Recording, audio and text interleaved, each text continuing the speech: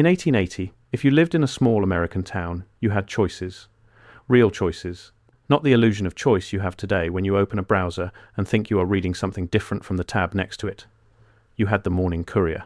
You had the Weekly Patriot. You had the German language Beobachter, if your grandfather came over from Bavaria, and the Irish language Fein and Lay, if your grandmother crossed during the famine. You had the Labour paper, the Merchant's paper, the Farmer's paper. You had 30,000 of them across this country, each one owned by someone who lived in your town, who drank at your well, who had skin in the same game you did. By 1920, most of them were gone. Not because people stopped reading, not because the stories dried up, not because Americans suddenly lost their appetite for local news. They disappeared because a handful of men decided that 30,000 independent voices were 30,000 problems, and they had the capital, the legal infrastructure, and the political cover to make those problems go away quietly, one acquisition at a time. If you have ever wondered why the history you were taught feels incomplete, why there are gaps in the official record that no one seems able to explain, why entire cities and architectural traditions seem to vanish from the historical narrative without satisfying explanation, the answer almost always leads back to the same place. It leads back to who controlled the information, who decided what got printed, what got preserved, what got remembered, and what got quietly filed away in a basement somewhere and never mentioned again. This is a documentary about newspapers. But it is really a documentary about memory, about who gets to write the first draft of history, and what happens to the drafts that get thrown away. Subscribe now if you want the full story. This one goes places the history books skipped entirely. The number that gets cited most often in academic discussions of 19th century American journalism is 3,700. That is the number of daily newspapers operating in the United States in 1880. But that number is misleading in a very specific way. It counts only dailies. When you add the weeklies, the semi-weeklies, the bi-monthlies, the specialty papers, the ethnic press, the labor press, the religious weeklies, the agricultural journals that carried local news alongside crop prices, the number climbs past 11,000. When you add the small-run papers that operated on a quarterly or irregular basis, printed on a single press in the back of a hardware store or above a saloon, historians who have gone back through postal records and county archives estimate the true number at somewhere between 25,000 and 35,000 distinct publications operating simultaneously in the period, between 1,870 and 1,885. 30,000 newspapers. For a country with a population of 50 million people. To put that in modern terms, that is roughly one independent publication for every 1,700 Americans. Today, with a population of 330 million, the United States has approximately 5,000 newspapers still operating in any form. And the vast majority of those are owned by fewer than a dozen corporate entities. The math alone should make you stop and think. But the math is not the most interesting part. The most interesting part is what those 30,000 papers were actually printing. Go to any serious university archive and pull the microfilm reels of American newspapers from the 1850s through the 1870s. Read them, not the editorials about slavery or the dispatches from the Civil War that made it into the history books. Read the local reporting. Read the letters to the editor. Read the notices, the public records, the descriptions of buildings being demolished, the accounts of travelers arriving from cities that no longer appear on any map, the classified advertisements for businesses operating in neighborhoods that supposedly did not exist yet. What you find is a country that looks different from the one described in the standard historical narrative. Different in ways that are hard to explain and easy to dismiss until you realize that the people doing the dismissing have a very specific interest in making sure you do not look too carefully. There was a man named Lysander Spooner who published a newsletter out of Boston in the 1840s and 1850s. He is known today primarily among libertarian academics for his work on constitutional theory, but his publications contained detailed descriptions of architectural structures along the American eastern seaboard that do not match the accepted historical timeline for when those structures were supposedly built. He wrote about stone buildings of a particular style, with a particular kind of drainage system and a particular approach to load-bearing arches that he described as being of obvious antiquity, obviously predating the colonial period, obviously not built by the people who were then living in or around them. His publications were not widely circulated. When he stopped publishing, his archives went to a small historical society in Massachusetts that later merged with a larger institution. Most of his papers were catalogued as received and then, as far as researchers can determine, never made available for public review. Spooner was not the only one. There is a tradition in alternative historical research, a tradition that mainstream academia categorizes as fringe, but that draws on a genuinely impressive body of primary source material that holds that the architectural and infrastructural heritage of the North American continent was substantially more advanced and substantially older than the official historical record acknowledges. The names given to this tradition vary. The most commonly used is Tartaria, a reference to the Tartary Empire that appears in significant detail on European maps from the 16th through the 18th centuries, described as a vast civilization spanning from Eastern Europe across Central Asia and, in some cartographic traditions, extending across the Pacific to the American continent. The maps exist, they are in libraries, they are digitized and publicly accessible. They show something that the standard historical narrative does not account for, and the standard historical narrative's response to this discrepancy has been, for the most part, silence. The question this documentary is asking is simpler than it might appear, not whether Tartaria existed, not whether any particular alternative historical claim is true or false.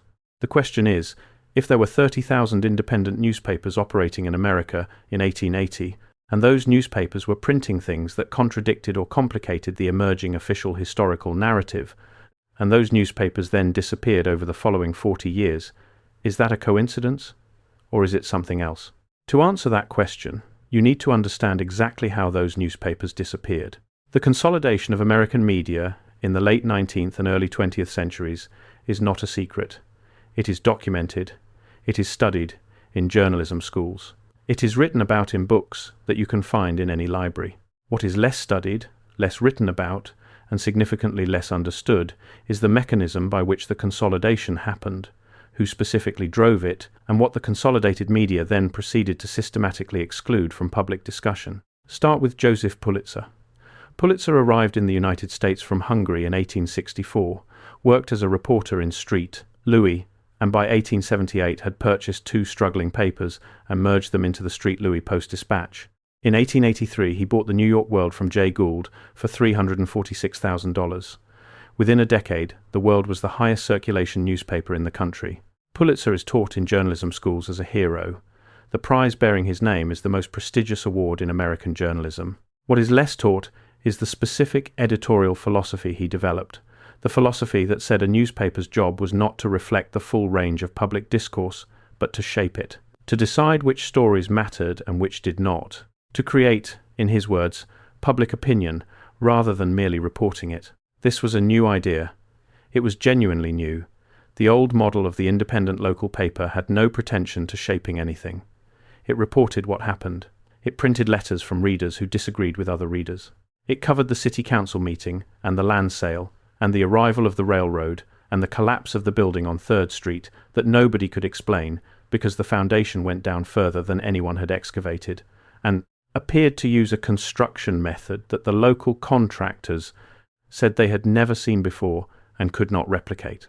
That last kind of story stopped appearing in papers controlled by the new consolidated ownership, not immediately, not all at once. The process was gradual enough that most readers probably did not notice. But go through the archives. Pull the papers from the same cities over a 20-year period from 1885 to 1905 and track the specific categories of story that disappear. Stories about unexplained archaeological discoveries. Stories about structural surveys of buildings that appeared older than the official record suggested. Stories about travelers' accounts of abandoned infrastructure in regions that were supposedly uninhabited wilderness. Stories about the discrepancy between what maps showed and what people actually found when they went to look. These stories do not stop because the events stop. The events continue. The stories stop because the editors stop assigning them, and the editors stop assigning them because the owners stop wanting them.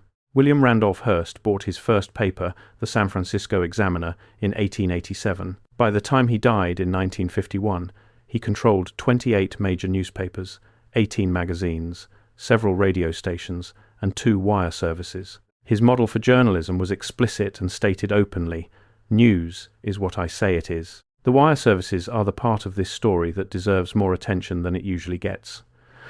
The Associated Press was founded in 1846. By 1900, it was the dominant source of national and international news for most American newspapers, including many that were still technically independently owned. A paper in Kansas City or Memphis or Portland might be locally owned, locally printed, locally sold, but its picture of the world beyond the county line came almost entirely from the AP wire. Control the wire service, and you control what 30,000 independent papers believe is happening. The men who controlled the AP in its formative decades were the same men who were consolidating the newspaper industry, the same investment networks, the same social circles, the same interlocking board memberships that characterized the broader concentration of American capital in the Gilded Age. This is not a conspiracy theory. This is economic history. The documentation exists. What requires more careful reading, more archival work, more willingness to follow threads into uncomfortable places is the question of what these men specifically wanted to control and why. Here is one answer that the alternative historical research tradition offers, and that deserves to be taken seriously rather than dismissed. The period of maximum newspaper consolidation, roughly 1880 to 1920, overlaps almost exactly with the period during which the dominant account of American history was being formalized, institutionalized, and taught in schools for the first time. The first standardized American history textbooks were published in the 1870s and 1880s. The Smithsonian Institution, founded in 1846, was dramatically expanding its collections and its influence over what counted as legitimate historical knowledge in the same period. The major American universities were establishing history departments, creating professional standards for historical scholarship, deciding what kinds of evidence counted and what kinds did not. All of this was happening at the same time that the independent papers which had been printing anomalous, unexplained, officially inconvenient stories were being bought up, consolidated, reoriented, or simply closed. The timing is precise enough to notice. Consider the specific case of the 1893 World's Columbian Exposition in Chicago. The exposition is well documented. You can find thousands of photographs, official records, newspaper accounts. It is one of the most thoroughly documented events in American history. What is less discussed is the nature of the buildings that were constructed for the exposition, the so-called White City, and what happened to them afterward. The buildings of the White City were extraordinary. Contemporary accounts, including accounts published in the newspapers of the time, describe structures that contemporary architects and engineers found difficult to explain. The scale, the precision of the construction, the particular approach to facade treatment, the drainage systems, the underground infrastructure that connected the buildings, all of it was accomplished in roughly 2 years by an official account. Independent papers, particularly labor papers and foreign language papers that were not yet fully integrated into the consolidated news networks, printed accounts from workers and architects who expressed varying degrees of skepticism about that timeline. Some of these accounts questioned whether the buildings had been constructed for the exposition at all, or whether they had been, in whole or in part, adapted from existing structures whose origins were unclear. These accounts are findable. They are in archives. They require work to find, because they have not been digitized, because they have not been indexed, because they are in papers that folded decades ago and whose collections ended up in institutions that lack the resources to make them fully accessible. But they exist. What you will not find is any discussion of these accounts in the major papers of the period. The New York World, the Chicago Tribune, the San Francisco Examiner, papers that had enormous resources and teams of reporters, simply did not pick up the thread.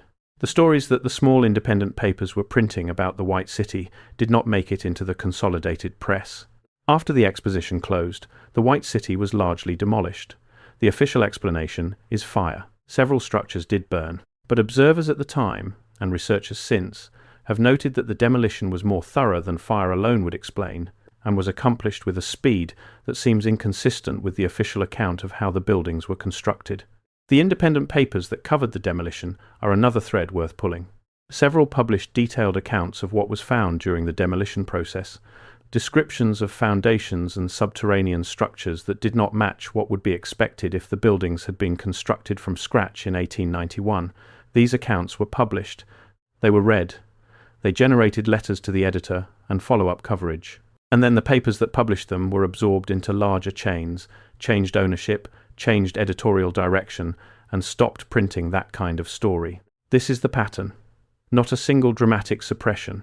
Not men in suits arriving with orders to stop the presses, just gradual consolidation, gradual editorial realignment, gradual disappearance of the questions that the small papers had been willing to ask. To understand why this matters for the broader question of what American history actually contains, you need to understand what the independent press was like before the consolidation began. The American newspaper of 1860 operated in an epistemic environment that is almost unrecognizable from the present.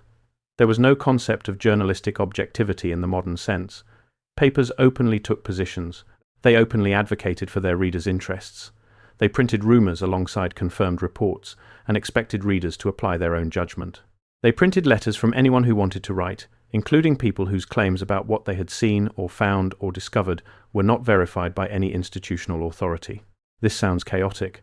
By modern journalistic standards, it was chaotic. But it also meant that the newspaper record of the mid-19th century contains an enormous amount of first-hand testimony about the American landscape, the American built environment, the American physical and historical inheritance that was recorded before anyone had decided what that record was supposed to say.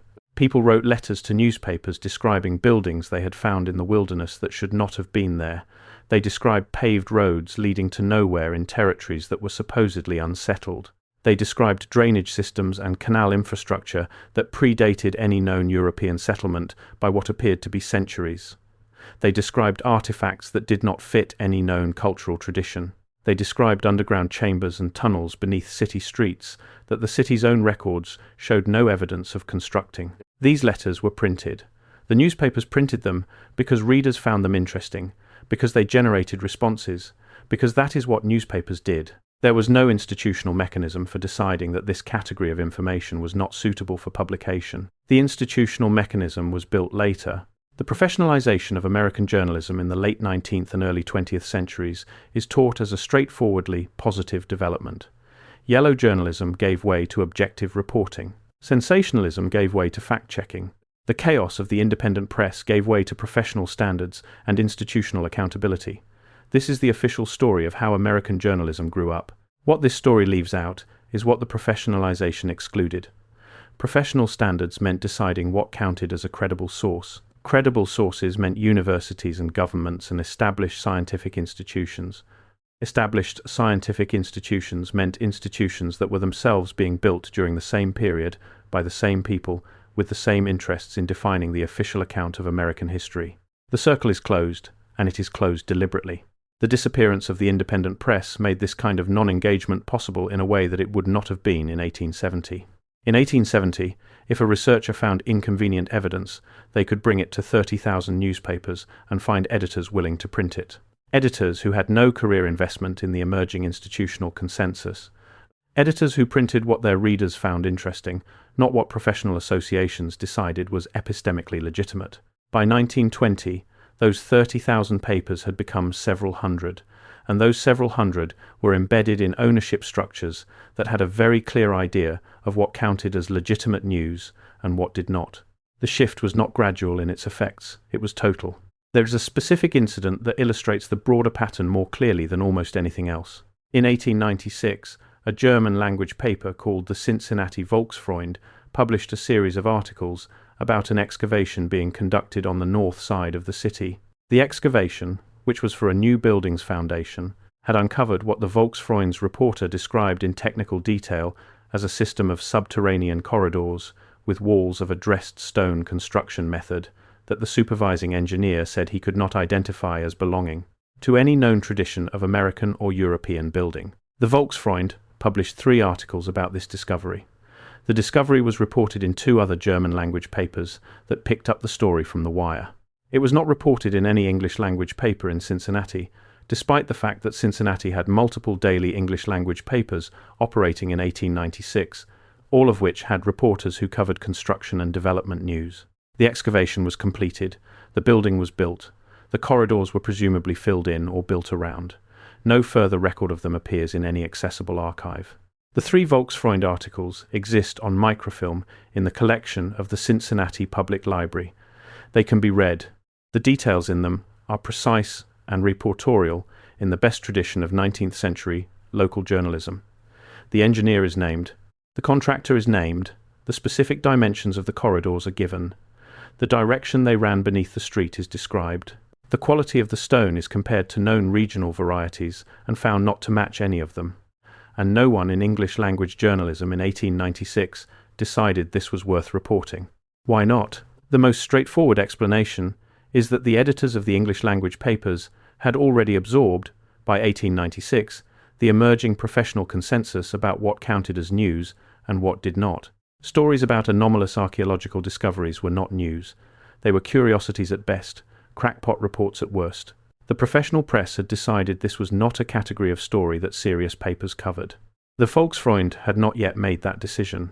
It still operated in the older tradition of printing what its readers found interesting, what its reporters observed, what seemed locally significant regardless of whether it fit any larger narrative framework. That is why the story appears in the Volksfreund and nowhere else. By 1920, the Volksfreund was gone. The question of what happened to American architecture in the 19th century is one of the central unresolved questions in the alternative historical research tradition. The official account holds that American cities were built from scratch by European settlers using European building techniques, gradually and painfully over the course of 2 centuries of continuous effort. The alternative account holds that there is substantial evidence in the physical record, in the photographic record, in the journalistic record of papers that are no longer widely read, that at least some of what the 19th century called its own built environment was adapted from, or built on top of, an existing infrastructure of uncertain origin and substantial age. The photographic evidence is the easiest to examine. Photographs of American cities from the 1860s and 1870s exist in enormous quantities. The Library of Congress has tens of thousands of them. Look at them. Look specifically at the buildings in the backgrounds, the buildings that are not the subject of the photographs, the ordinary streetscapes behind the formal portraits and the commemorative images. Look at the scale of the public buildings. Look at the drainage infrastructure visible in street-level images. Look at the construction details that are visible in demolition photographs, the photographs taken when old buildings were being torn down to make way for new ones. Some of what you see is consistent with a building tradition that started from scratch in the colonial period. Some of it raises questions that the official historical narrative does not comfortably answer. The newspapers were printing those questions. Then the newspapers were consolidated. Then the questions stopped being printed. There is a school of thought that attributes this entirely to market forces. Small papers failed because they were not economically viable. Larger papers bought them because scale economies made consolidation rational. The resulting editorial homogenization was a side effect of rational economic behavior, not a deliberate policy choice. No one decided to suppress anything. The market simply made certain kinds of journalism unprofitable. This explanation is comfortable. It requires no one to have intended anything. It lets everyone off the hook. It also does not survive close examination of the specific acquisitions. When you look at the detailed records of which papers were acquired, and when a pattern emerges that is not consistent with pure market logic, the papers that were acquired first, acquired most aggressively, acquired at premiums that made no economic sense given their circulation numbers and advertising revenues, were disproportionately papers that had been covering specific kinds of stories, papers that had been printing accounts of anomalous discoveries, papers that had been publishing correspondence from travelers and surveyors who described finding things that should not have been there, papers in specific geographic areas that correspond, with some precision, to areas of known anomalous archaeological and architectural activity. This is not a claim that can be made with absolute certainty. The acquisition records are incomplete. The economic analysis required to demonstrate that specific papers were overvalued in specific ways is complex and contested. But the pattern is there, and the people who have done the detailed archival work consistently report finding it. One of the most detailed accounts of this pattern comes from a journalist named Harold Gray, who worked for a chain-owned paper in Ohio in the 1930s, and spent his retirement years researching the history of the papers he had worked for and the papers those chains had absorbed. Gray's memoir, published in a small press run in 1962 and now extremely rare, describes his discovery that several of the papers his employer had acquired in the 1900s and 1910s had been printing, in the years before acquisition, a consistent stream of stories about a specific kind of subject matter, the discovery of prior built environments in the Ohio River Valley. Gray found that after acquisition, without exception, this subject matter disappeared from the papers entirely, not because the event stopped occurring, Construction in the Ohio River Valley continued throughout the period, and construction continued to turn up anomalous findings. The stories stopped because the new editorial guidelines, the guidelines that came from the chain ownership, simply did not include this category of story. Gray tried to report some of these findings himself. His editors declined to publish them. When he pressed, he was told, without apparent embarrassment, that this was not the kind of story the paper covered. When he pointed out that the paper had covered exactly this kind of story before the acquisition, he was told that was before the paper had professional editorial standards. Gray wrote all of this down. His memoir is in the collection of the Ohio Historical Society. It is catalogued. It is accessible to researchers. It has not been cited in any major historical work on American journalism. The accumulation of this kind of evidence is what makes the alternative historical research tradition impossible to simply dismiss, even if you are skeptical of its broader claims. The dismissal of this body of research as crackpot theorizing requires you to dismiss not just the theories, but the documented primary sources that the theories are based on. It requires you to explain why specific papers, in specific places, at specific times, published specific categories of stories that then disappeared precisely when those papers were absorbed into larger ownership structures. It requires you to explain why the professionalization of American journalism, which happened to occur at exactly the same time as the consolidation of American media ownership, produced professional standards that specifically excluded the kinds of stories that complicated the emerging official historical narrative. It requires you to explain Harold Gray and the Cincinnati Volksfreund, and the 37 boxes of Lysander Spooner's unpublished papers that were catalogued as received by the Massachusetts Historical Society in 1884 and have not been made available to researchers since. None of this proves any particular claim about Tartaria or about the pre-settlement history of the American continent. What it does is establish, with documentary specificity, that the mechanism for suppressing inconvenient historical evidence existed, that it was applied systematically during a specific historical period, and that its effects on the accessible record are demonstrable. The question of what that record would show, if it were fully accessible, is a question that can only be answered by making it fully accessible. By funding the archival work that would digitize and index the complete runs of the papers that are currently sitting in storage, by pressing institutions to open collections that have been dark for decades, by treating the historical record of the independent American press as the national heritage that it is, rather than as an inconvenient archive that no one has gotten around to processing yet, the men who bought the independent papers in the decades around 1900 understood something that most people today have forgotten. They understood that whoever controls the first draft of history controls everything that comes after it. They understood that a country with 30,000 independent voices is a country where the official narrative is always being questioned, always being complicated, always being supplemented by the testimony of people who saw something that did not fit and wrote to the paper about it. They fixed that problem. They did it quietly, legally, over decades, using the tools of capital accumulation rather than the tools of censorship. No papers were burned, no editors were imprisoned. No readers were told they were not allowed to read what they wanted to read. The papers were simply bought, reoriented, professionally managed into a narrower conception of what journalism was for, and the questions they had been asking stopped being asked. Whether you believe the specific historical claims of the alternative tradition or not, this is a story worth understanding, because the mechanisms that consolidated the press in 1900 are the same mechanisms that are consolidating media today. Because the questions that got dropped from the editorial agenda in 1905 are still not being asked in 2024. Because the 37 boxes in the Massachusetts Historical Society have still not been opened. And because somewhere in the archive of what 30,000 independent newspapers were printing before 6 families bought them all, there are answers to questions that someone, at some point, decided the public did not need to ask. Those newspapers existed. The stories in them existed. The events they described existed. The question is who decided you should not know about them and why that decision has held for over 100 years. That question is worth more than any answer the consolidated press has offered, because the consolidated press was built, in part, to make sure you never thought to ask it. Go find the archives that are still open. Go find the papers that are still on microfilm in county historical societies and university basements. Go read what the independent press was printing before the consolidation. Not because every claim will be verified. Not because the alternative historical tradition is right about everything, but because a country that has forgotten 30,000 of its own voices has forgotten something essential about itself. And the people who arranged that forgetting knew exactly what they were doing.